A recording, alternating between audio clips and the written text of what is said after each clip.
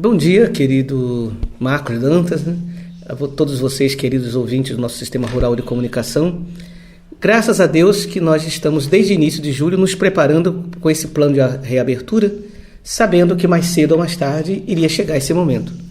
E uma vez que a governadora, na quarta-feira, dia 22, anunciou que a partir do dia 29, dentro do processo de reabertura do Estado, das atividades do Estado, viria então a autorização para a reabertura dos momentos celebrativos com até 100 pessoas, então nós agora vamos colocar em prática aquilo que já estava feito. E houve um plano feito pelas 3 dioceses em conjunto, porque desde o início da pandemia nós estamos tomando a decisão em conjunto, as 3 dioceses juntas do Rio Grande do Norte. Então, primeira coisa, nós temos datas diferentes para a abertura. Mossoró e Natal abrirão um pouco primeiro do que nós, porque lá eles estão vivendo já a curva caindo. Mas nós estamos no interior e o Brasil tem vivido esse fenômeno. No interior, a curva ainda está subindo. Então, nossos casos ainda são altos. Veja aqui a situação de Caicó, de Serra Negra, de Jardim de Piranhas. Por isso, nós abriremos praticamente 15 dias depois deles, para dar tempo dessa curva diminuir. Então, a partir do dia 16 de agosto, as nossas igrejas já serão abertas para visitação. E a partir do dia 31 de agosto, as igrejas serão abertas para celebrações. Mas vejam bem, minha gente, celebrações com restrição.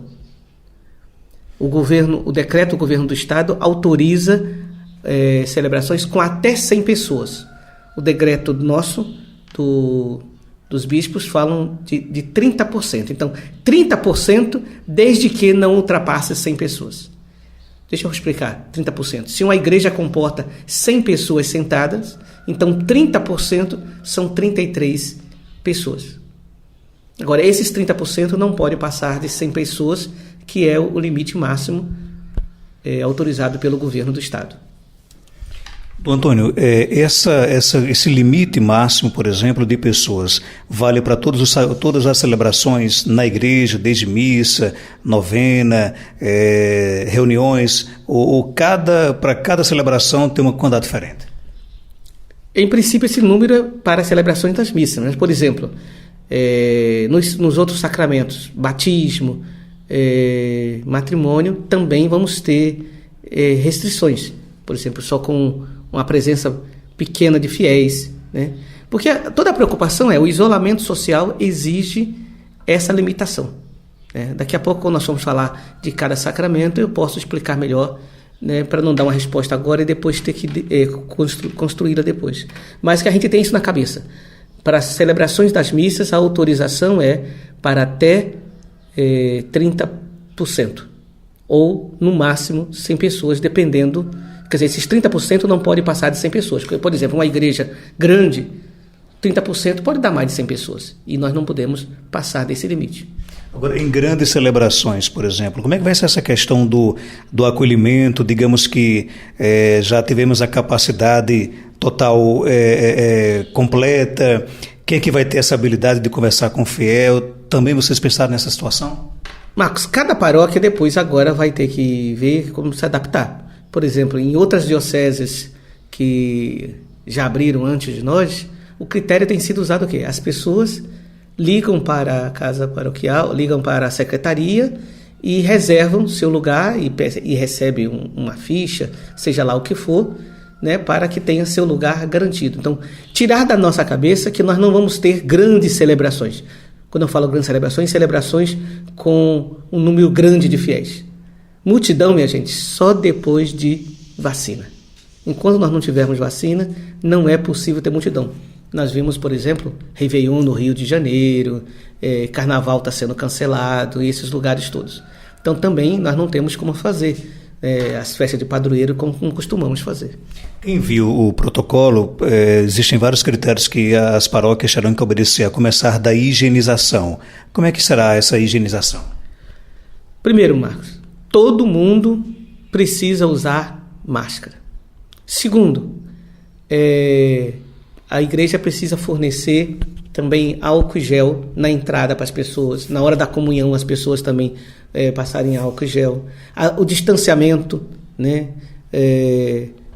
Ficar no máximo 2 pessoas por banco, dependendo do tamanho do banco, né? Não ter essa proximidade. Então são todas regras que agora, por isso que a gente precisa de um tempo para que as paróquias se adaptem para como colocar em prática essas regras. Depois, já até adiantando, Marcos, a restrição também a pessoas, por exemplo, as pessoas que têm comorbidade, ou seja, as pessoas que são do grupo de risco, idosos, pessoas que têm, por exemplo, pressão alta, pessoas que têm obesas, pessoas que têm diabetes ou que têm baixa imunidade, a gente pede encarecidamente quem é do grupo de risco que não vá, para não se colocar em perigo e não colocar também em perigo a vida de outras pessoas. Então, só isso, nós já vamos atingir um grande grupo de pessoas que por isso as nossas missas, mesmo sendo com presença e tendo restrições, elas também continuarão online para atender aqueles que, nesse momento, não poderão vir à missa. Então, isso quer dizer que nem todos poderão estar na igreja, na celebração? Não. A gente precisa seguir essas regras, inclusive o decreto do governo fala isso. Essa é a consciência nossa. Nós estamos vivendo um momento muito delicado, minha gente, que exige que todo mundo precise cuidar da sua vida e da vida dos outros.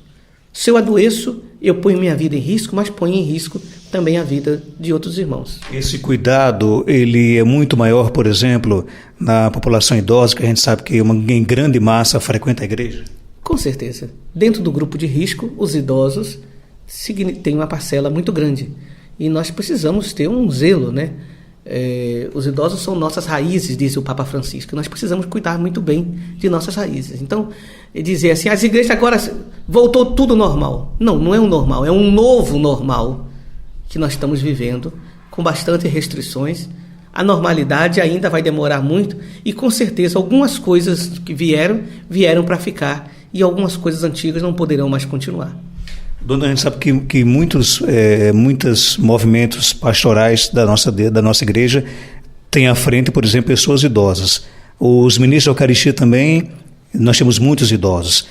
Como é que fica a presença dessas pessoas idosas à frente desses movimentos, também como ministro da Eucaristia? Há também uma limitação para isso? Marcos, que as pessoas podem continuar como liderança? Podem, mas, por exemplo, as reuniões continuam, por enquanto, suspensas. As reuniões devem acontecer online, né? E a gente pede que os ministros de Eucaristia do grupo de risco não atuem na missa nesse período, né? Na medida do possível, até para atender um número maior de fiéis, se for possível, se tiver padre suficiente para isso, a gente pensa em aumentar o número de missas nas paróquias para que possa ser oferecido, né? Mas, por exemplo, se o padre também ele é do grupo de risco, ele não deveria distribuir a comunhão na hora também. O padre não tem como a gente dizer para o padre não ir, porque senão vai ficar mais difícil, né? Se não tem um padre, como é que vai celebrar a Eucaristia? Mas que ele não distribua a comunhão. Tudo isso está dentro do decreto. Existe também protocolo para a comunhão, por exemplo? Como é que será a comunhão? Primeira coisa, todo mundo de máscara até a hora da comunhão. Na hora da comunhão você não precisa dizer amém, né? Você recebe a comunhão, tira a máscara, comunga, mas antes da comunhão você já higieniza a sua mão. Vai ter alguém, né, ou algum lugar onde tem um álcool, quando você já passa ali, já higieniza a mão, porque a gente sabe que esse contato é sempre muito delicado, muito perigoso. E com relação, por exemplo, ao final das celebrações, como é que deve ser, qual é a sugestão da nossa diocese para a saída dos fiéis? A ideia é que não saiam todos pelo mesmo lugar. Então, que as pessoas entrem por um lugar, por exemplo, e saiam pelas portas laterais, para evitar justamente aquele momento que sai todo mundo junto e se encontra e vai querer se abraçar. Não. Se você entra pelo meio, aí, claro, não tem como a gente determinar, porque cada igreja tem uma estrutura, né? Mas que tenha uma rota de entrada e uma rota de saída. Depois disso, a igreja precisa ficar pelo menos meia hora aberta para ser higienizada para a próxima missa. Antes de nós começarmos essas missas, todas as nossas igrejas precisarão passar por um momento de detetização. A gente pede encarecidamente, quando as igrejas ficarem abertas para a oração, que as pessoas não vão rezando, botando mão no santo, botando mão no santíssimo, porque você tanto pode infectar, quanto pode ser infectado. Eu acho que é um cuidado que a gente precisa ter nesse momento. O vírus, ele está aí no ar. E eu posso tocar num lugar, por mais que seja sagrado esse lugar, mas o vírus pode estar ali e eu posso ser infectado. A gente sabe que durante algumas doenças, por exemplo, o próprio Dom Antônio já sugeriu que na hora do abraço da paz, a gente deve dar, se apertar a mão, dar um abraço. Permanece também nessa pandemia, principalmente nessa pandemia? Permanece, né? Abraço da paz não tem, né? Pode até fazer uma reflexão, um momento em silêncio para que cada um pense em quem queria abraçar, mas não fica suspenso o abraço da paz. Todo esse gesto que possa gerar alguma proximidade maior junto ao irmão, ou mesmo para nós que estamos na presidência, de beijar o altar. Também fica suspenso esse gesto até passarmos esse momento mais delicado. Com relação à coleta, qual é o protocolo que tem que ser adotado? A ideia da coleta é que a pessoa vai ter, ficarão aquelas urnas ou cofres na saída da igreja, e no final da missa você já coloca a coleta. Para você não ter contato com o dinheiro na hora da missa e depois ter que comungar. Então você coloca o dinheiro na hora que você está saindo da igreja, né? E assim evita você se infectar, e chegando em casa você lave as mãos. Doutor, eu acredito que muitas pessoas querem batizar seus filhos, muitas pessoas estão programando aí se unir em matrimônio. Com relação a essa questão dos sacramentos, também nós temos protocolos para isso? Sim, talvez só para lembrar uma coisa, Marcos. Aí vocês vão dizer, e os idosos não poderão comungar? Sim. Os ministros de Eucaristia que não têm comorbidade poderão levar comunhão em casa, mas seguindo todas as regras do protocolo de lavar as mãos, de máscara, desde que o doente não esteja num estado grave, no sentido assim, e ao mesmo tempo que a família autorize. Então precisamos segurar usar isso, gente. Aquilo que a gente vê acontecer muitas vezes no hospital, nós precisamos também repetir em menor proporção entre nós. Você falava sobre sacramentos, por exemplo. O sacramento do batismo será realizado apenas com a presença dos pais, padrinhos e reduzidos número de convidados e com higienização. De preferência, se pudermos celebrar um batizado de cada vez. Evitar aqueles batizados coletivos. E não é preciso ter contato físico, né, tocar na criança, também para proteção. Por exemplo, outra coisa, Marcos, sobre o sacramento. As crismas e primeira comunhão estão todas suspensas e ficarão para o próximo ano, porque são celebrações que envolvem muita gente. Quanto ao matrimônio, a gente deve observar todo o protocolo das autoridades sanitárias sobre o uso de máscara, higienização, distanciamento. A celebração, a participação na cerimônia seja também com esse grupo restrito e que não seja uma cerimônia longa. Nós chegamos inclusive a aconselhar, Marcos, não para o casamento, mas para as missas, na medida do possível, se puderem ser campais, melhores ainda. É uma missa campal, né, e nós aqui no Seridó, que temos pouca chuva, podemos fazer isso. As confissões podem voltar, né, mas observando que tanto o penitente quanto o confessor usem máscara, mantendo o distanciamento e garantindo o sigilo de confissão. Quer dizer, a pessoa que vai ficar um pouco mais distante não precisa gritar, né, a gente tem que garantir isso. As ordenações também poderão acontecer, mas também seguindo todas essas regras sanitárias. As exéquias estão suspensas as missas de corpo presente, que são celebrações longas, né?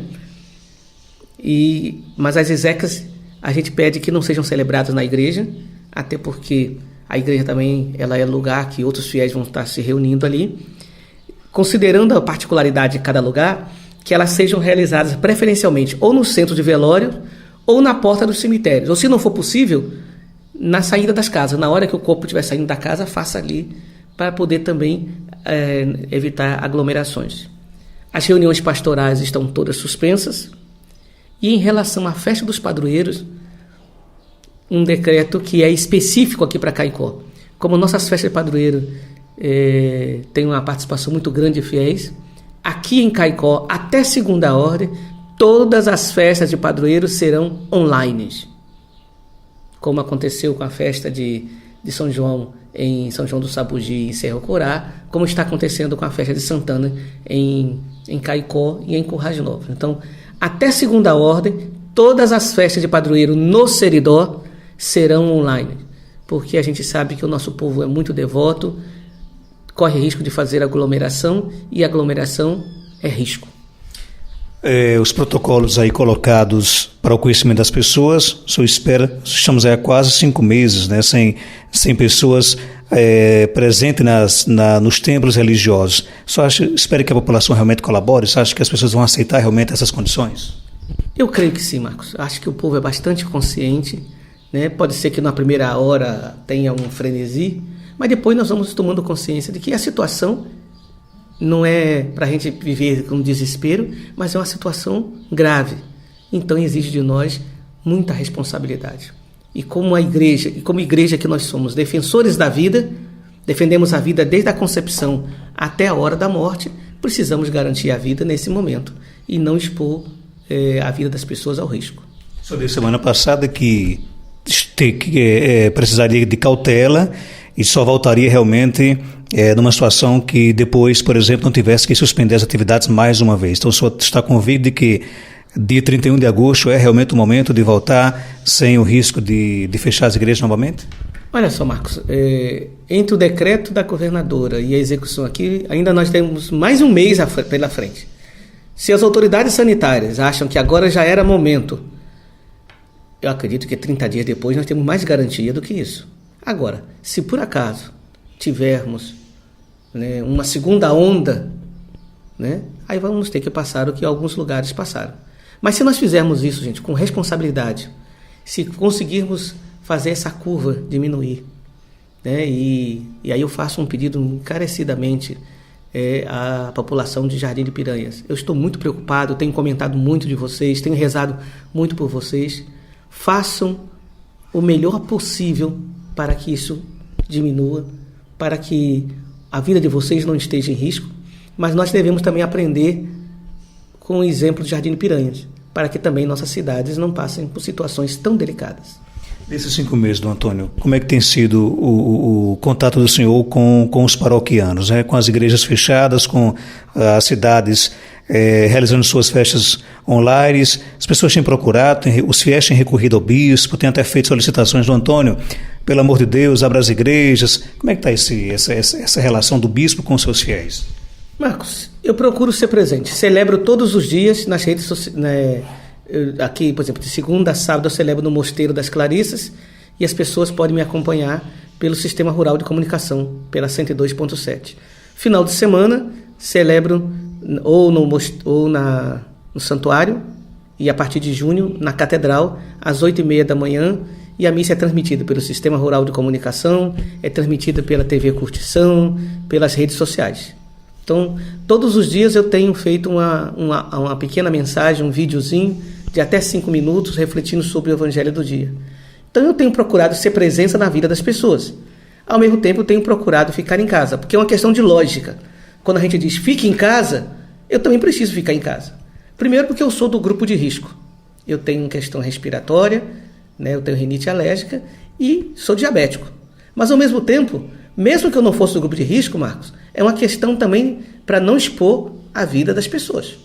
Hoje a gente sabe, enquanto não sair a vacina, o melhor remédio preventivo que nós temos para a pandemia, para o vírus, é o isolamento social. Então, quem puder ficar em casa, que fique em casa. Acho que o povo tem sido bastante consciente, não tem sofrido pressão, a grande maioria tem compreendido que foi necessário agir dessa forma. Né? Nós vamos ficar 5 meses, e queira Deus que a gente possa abrir, né, e não tenha nenhum imprevisto, porque essa pandemia, Marcos, cada dia é um dia diferente, né? E nós estamos com muita esperança que, de fato, a curva do Seridó acompanhe a curva do Rio Grande do Norte. Só para fechar, nesses 15 dias que antecedem a volta das missas com os fiéis, as igrejas irão permanecer o dia todo abertas, isso em todas as paróquias aqui da nossa Diocese de Caicó, ou teremos um momento, algumas horas por dia? Como é que vai ser isso? Marcos, isso vai depender de cada paróquia. Como fazia antes? As igrejas ficavam, tinham igreja que às vezes ficava aberta na parte da manhã, outras na parte da tarde, outras de manhã e de tarde. Aí isso aí vai depender do ritmo de cada paróquia, dependendo também dos funcionários que estão ali para também cuidar, porque Manter as igrejas abertas também significa manter as igrejas higienizadas, para que os fiéis possam também entrar, né? Então eu acho que é um processo de educação que nós vamos ter que passar. Isso já tem acontecido em vários lugares, né? Por exemplo, aqui no estado da Paraíba, nosso vizinho, Diocese de Patos já está aberta, Campina Grande de João Pessoa já abriu há mais tempo, então vamos todos viver nesse processo de reeducação, diríamos assim. Para fechar, que mensagem você deixaria para as milhares de pessoas que estão agora lhe ouvindo e também lhe assistindo? Eu digo, Marcos, isso é o melhor possível. Não adianta pensarmos o ideal. Eu sei que o ideal seria viver na normalidade, mas nós não estamos vivendo um novo normal. E vamos procurar fazer o melhor possível. Todo mundo fazendo o melhor possível, uma hora nós poderemos voltar à normalidade, que eu sempre digo, a normalidade também vai exigir da gente repensar algumas atitudes que tínhamos antes que não convém repetir mais.